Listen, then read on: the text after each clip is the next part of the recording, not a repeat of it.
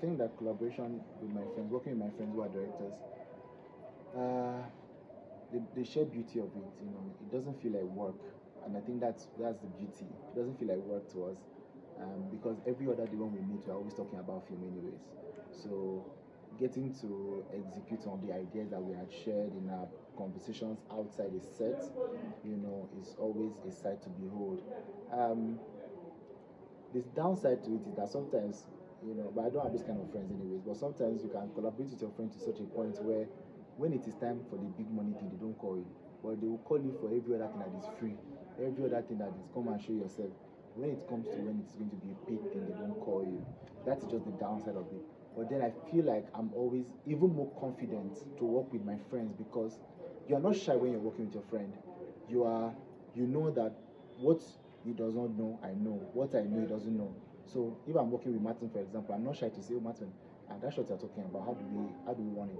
Martin does not look at me as a lower cinematographer, or the cinematographer doesn't have sense. Do you understand what I mean? Because we are friends already, and these are the kind of things that we do as friends. We are always learning and trying to improve one another.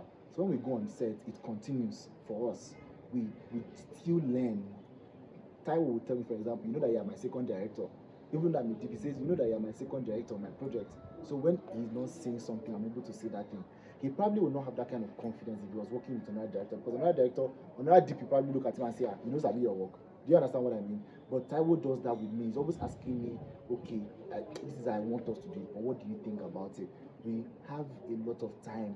And you get to notice that because we are friends, it's easy for us to always go the extra length when we are working for each other. So if, for example, we are supposed to wrap by 10 and you say, Fadamana, we just push on to 1 a.m. I don't feel burdened or pressured to do that because you're my friend. I Working for you is as good as working for myself because I mean, if you grow, I've grown. Your progress is my progress. So that is why I am always about working for your friends above every other thing else. And sometimes I think about money. Money is important too. But when somebody offers me money on the same time my friend is working, I would have to consult my friend to turn down his job and let him know that, oh, Mo, I have some challenges, so that's why I'm doing this thing. But if you are really sure you need me, let us come to an arrangement. But I never ever, since I started my work, never ditch my friend because there's the money calling me somewhere.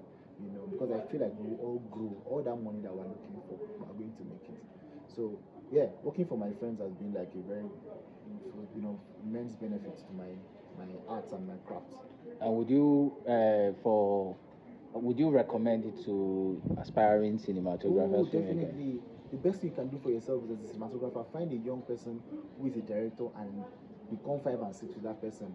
Work out stories that you think will show your cinematography, will show your excellence with pictures. Find it. It's important. Find it. Look for it. Go online. Find directors because young directors are always posting short things that they are doing. See, as a cinematographer, you think the person lives within your neighborhood or lives within your state, they can collaborate. I really want to encourage you to do that. Yeah.